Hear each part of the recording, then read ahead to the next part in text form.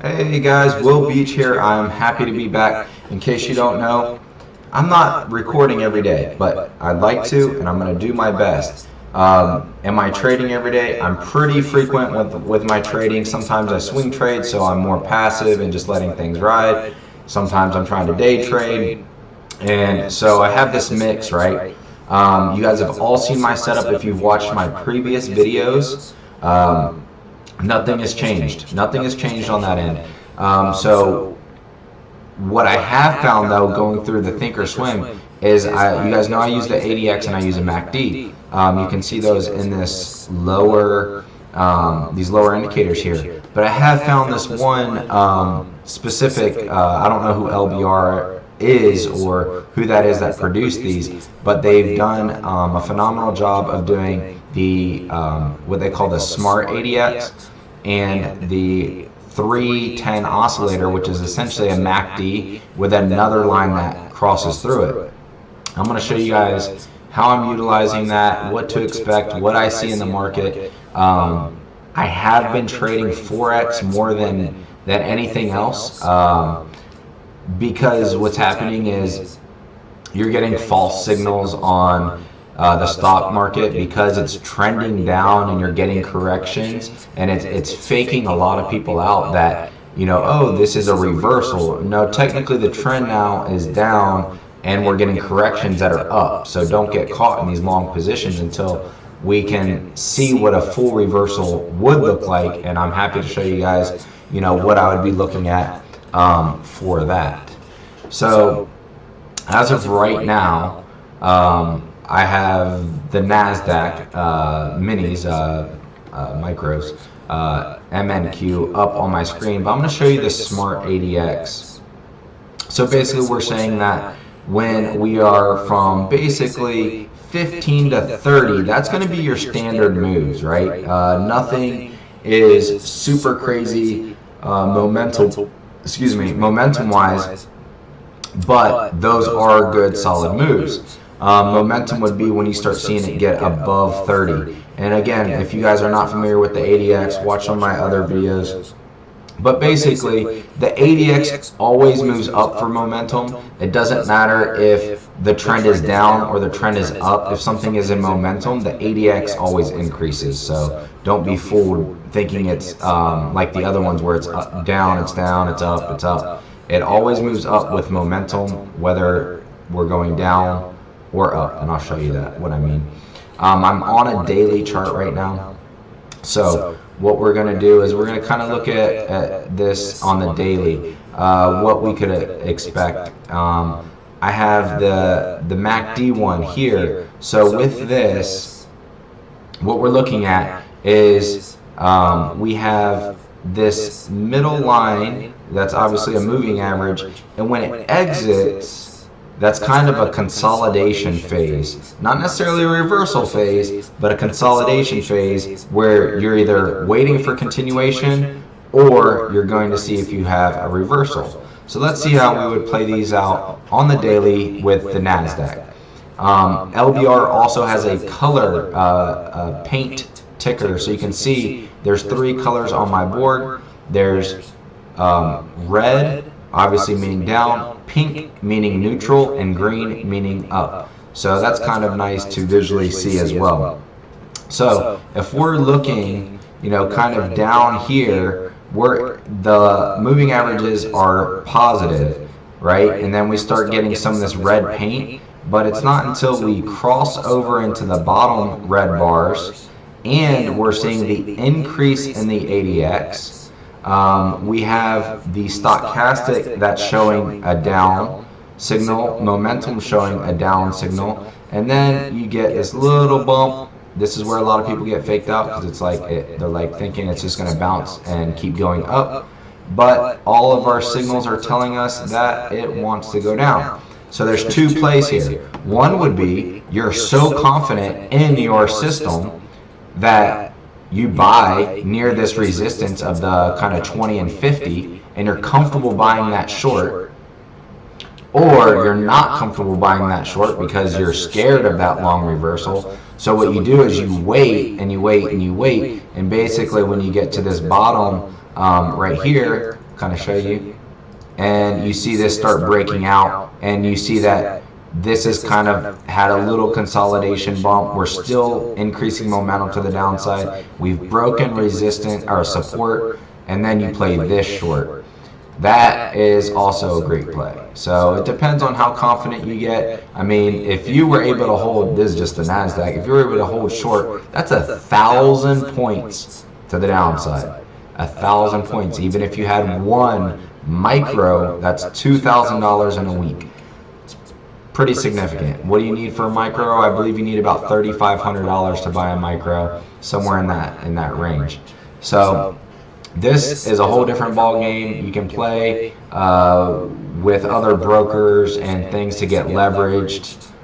In theory, you could have one of these for $100, right? But your odds of keeping it for that length of time are slim to none, because you would burn out of $100 with one little correction on an hourly time frame, and then your account is gone. So I'm getting on a tangent here, but don't think it's just that easy to make a ton of money. But when we're looking at our system and what we're doing, I'll show you things like the Euro USD.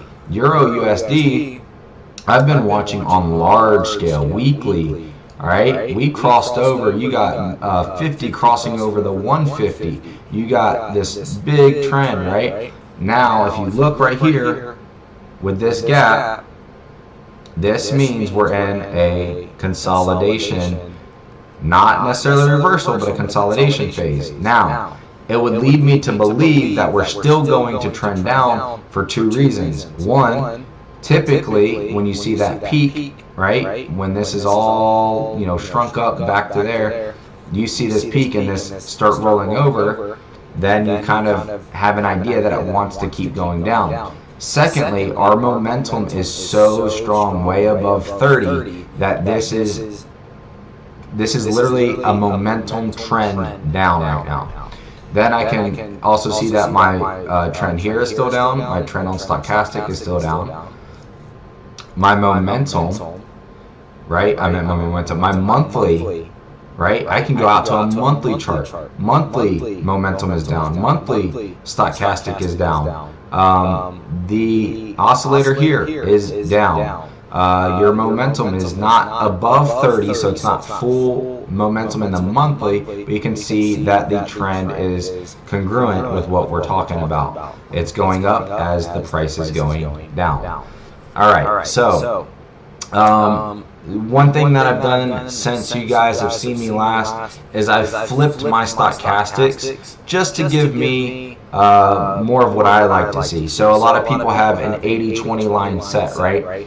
And in that 80-20, someone is comfortable shorting from 80 down to 20, or going long from 20 up to 80, right? But you'll find that it doesn't always work. Why? Because technically, see, I'm a momentum-based trader. I'm looking for increased momentum, not just like a consolidation play. So if you're just playing consolidation, then this tends to work. If you're looking for the big breakouts, it doesn't work. What does work is that when it's above 80, you're technically long until it goes back below 20.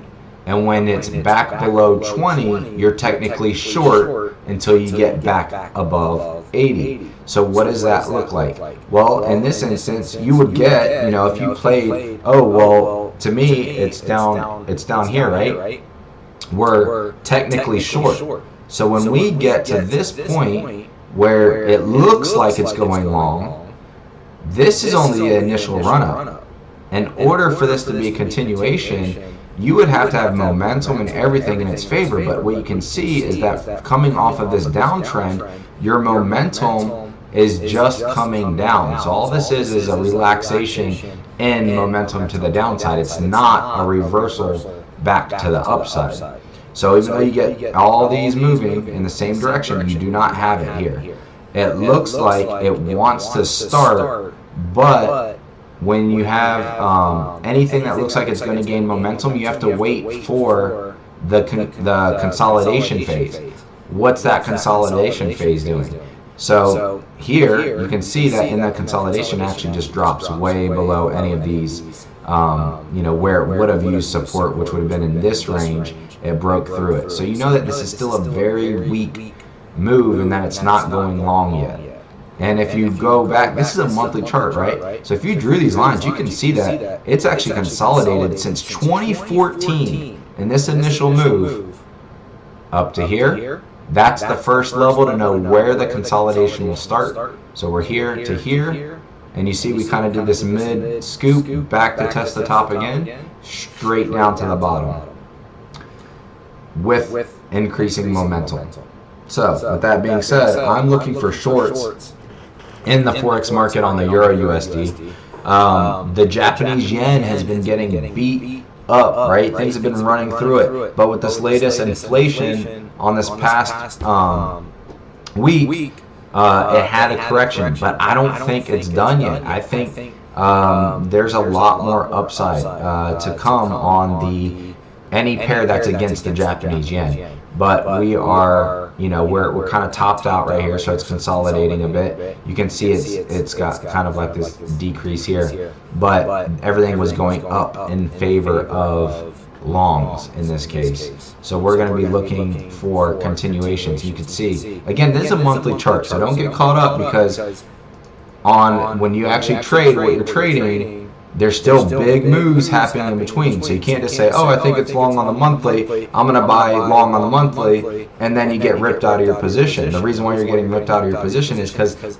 even if it's long, there's corrections that are in the smaller scales that will eat you alive. This, for instance, is one. Like this right here, yeah, we can say we're long biased, but look at this correction. This correction is 350 pips. 350 pip correction on an hourly chart.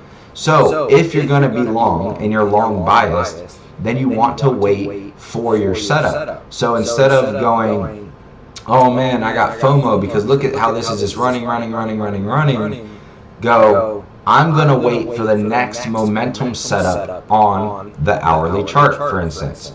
So here, we're coming off of momentum on the long side, but it came down so hard off the long side that it actually started picking up momentum to the short side, right? That's what you're seeing right through these support levels. So if I'm still long biased, then I kind of have to just sit on the sidelines and wait for either a true reversal that takes my long bias off the table, or I have to wait for my next long confirmation on this hourly chart, which means I'm going to have to wait for this momentum to come all the way back down to 15 and then show the signs of curling up with the long side while we're in positive territory. That's kind of the name of the game. That's why I say I'm not necessarily day trading all the time, and I'll swing trade because you have to wait for these positions, right? If you would have grabbed this position, way back at support. So your best positions always happen when you have these 50 and 180 crossovers. That's the biggest way to find when we're gaining momentum, right? And you could see it right in this, right? So we have what would be a downside correction that bounces into a reversal.